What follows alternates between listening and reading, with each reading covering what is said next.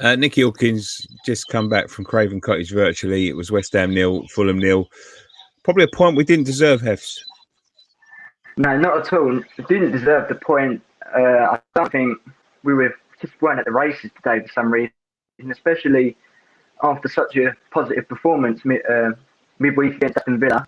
I thought we'd come here tonight and get a comfortable victory, but I guess when you look at how the game's gone, take a point, but then no one's talking about the game anymore, are they?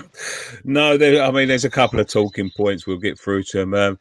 No goals, obviously. As I say, it was. Do you think we might have our eye on Tuesday?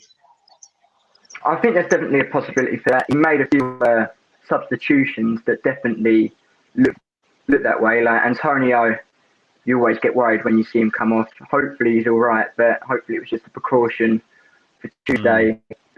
The other substitutions a bit negative. Also, you could say it's definitely looking ahead for the cup, but yeah, hopefully we can go ahead on the cup Tuesday and get the result.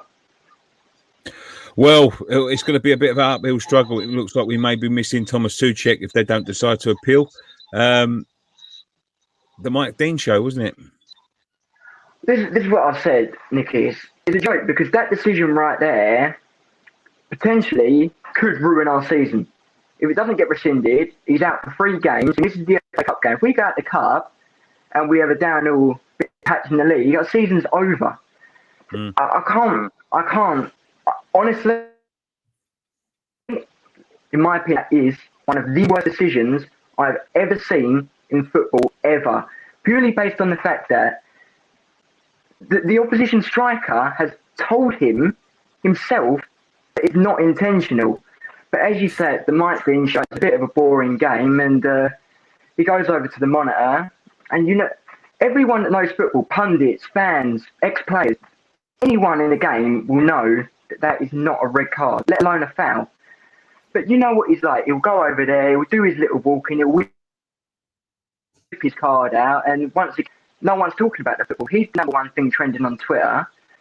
And in my opinion, he's done 2 like that in a week now. The geezer should never be allowed to referee a West Ham game again, let alone a football match. Because he's a clown. It's just not. It's not acceptable to be watching the game. And it is making fans fall. These referees? Why do we have to keep on putting up with them? I mean, he's a poor referee. Apparently, it was on the advice of Lee Mason to go and have a look at it. Who's another clown. Mitrovic is told. I mean, you don't even have to use your common sense. He's literally being told by the player that got fouled it wasn't a foul. I mean, as you say, you shouldn't be having to put up with it because these referees, you look at a football player, if a football player's not performing, they get dropped. And if they continue to not perform, they'll be out of the club in no man's time. Mike Dean cannot referee. He's making these decisions week after week, trying to be the star of the show, his own little show. But he referees again. He refereed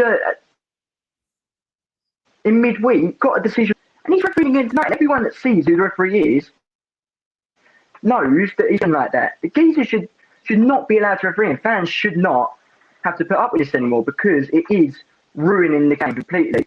VAR has been brought in to make referees feel better and more confident in their decisions.